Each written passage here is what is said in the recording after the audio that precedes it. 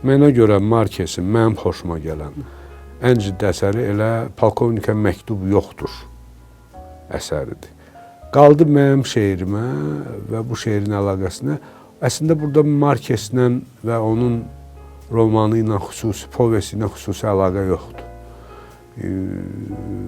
Mənim yazdığım Polkovnikə heç kim yazmır şeiri, konseptual şeirdir. Orada təkcə Polkovnikə heç kim yazmır əsərinin adı deyil, 21 ya 22 əsərin adı çəkilir.